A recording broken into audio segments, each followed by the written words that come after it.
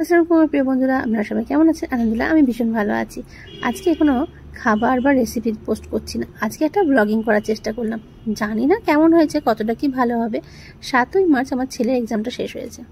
শেষ হওয়ার পরেই আমার যেহেতু 9 মার্চ একটা টিকিট করাই ছিল গ্রামে আসার জন্য, সেই জন্য 7ই মার্চই চলে গেছিলাম নিউ টাউনে আমার ছোটো আন্টির বাড়িতে।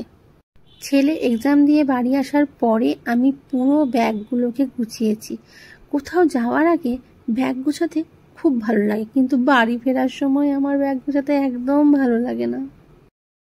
এই যে গ্রামের বাড়ি আসবো, সেই জন্য কিন্তু 1 ঘন্টার মধ্যে সব ব্যাগ গুছিয়ে নিয়েছিলাম। আর আন্টিকে সারপ্রাইজ দেবো বলে আন্টিকে বলিও নি যে আমরা আসছি।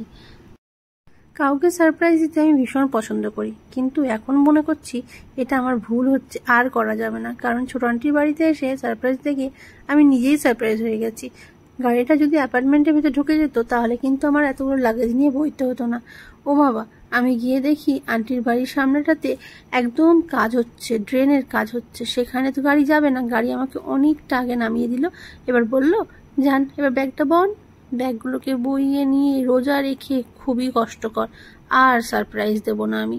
7 তারিখে আমি রোজা রেখে আন্টির বাড়ি ইফতারের আগে গেছি, 8 তারিখটা ছিলাম।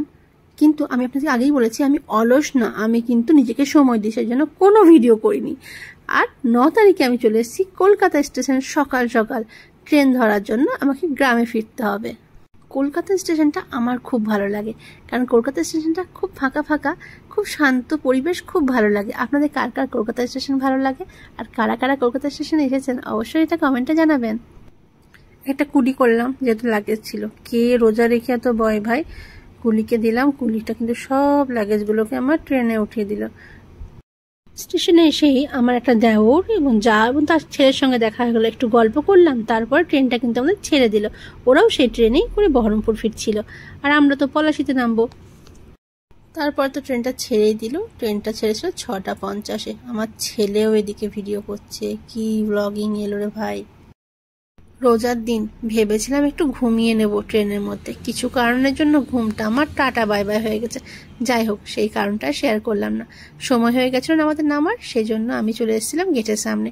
তো হকারগুলো থাকে, তাদের সঙ্গে খুব ভালো একটা পরিচিতি। এই ট্রেনে তো আমরা যাওয়া আসা করি, ওদের সঙ্গে খুব ভালো পরিচিতি। আমাকে বললো, আপনি নেমে যান, আমি সব ব্যাগগুলোকে নামিয়ে দেবো। সত্যিই তাই, আমি নেমে যাওয়ার পর সব ব্যাগগুলোকে উনি কিন্তু নামিয়ে দিয়েছিলেন। অসংখ্য ধন্যবাদ। আর ধন্যবাদ বললে ওটা ছোট করা হয়, এইসব মানুষদেরকে কি আর বলবো।